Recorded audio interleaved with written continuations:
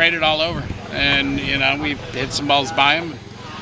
And, I mean, you guys, this is your first double-digit hit performance of the season, but even more so than the hits you actually got, it seemed like the approach was there today. We've been searching for one and working on it. And, it worked the first game, and I've seen a lot of games where it's 10-1 the first game, and you get shut out the second. So we got to prepare to play another game. Looking at a couple guys in the middle of the lineup, top of the lineup there, Tyler Steeb, it seemed like he had line drives most of his at-bats. He hit the ball pretty well, as well as David Almeida Barrera, who's been pretty consistent for you throughout the season. How big is it, though, to get contributions from a guy like Steeb, who's kind of been in and out of the lineup, for him to kind of do what he needs to do and hit line drives right there? Well, I mean, he's been in and out, but it's not in and out.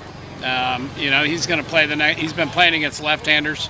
I've rolled some other guys. We've played Almeida Barrera in left field a little bit, and we played Pinkston at first some. But now we're just trying to figure out, what it's going to be. It's like Mama and I are going to go up right now and try to figure out who's going to play the next game.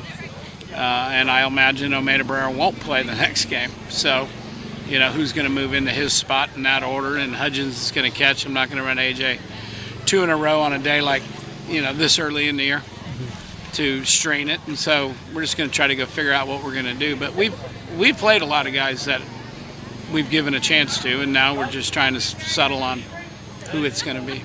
And Jake Jeffries is a guy who you really need to get good contributions from. He pretty much stayed up the middle the entire day today. Seemed like his was able to keep the bat head in the zone even when he got fooled on one pitch early in the game. He got a change up that he stayed behind really well.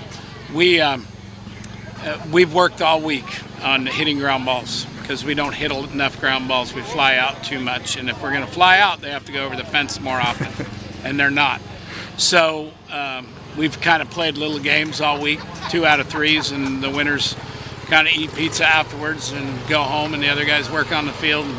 And so he's taken to it pretty good, and we'll see. He's been swinging it really good right-handed.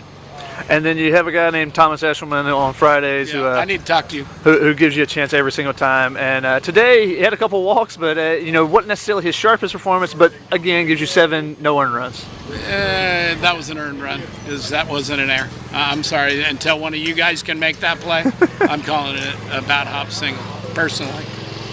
But what did you think about Thomas's ability to kind of pitch out of some jams early? He pitched out of 2.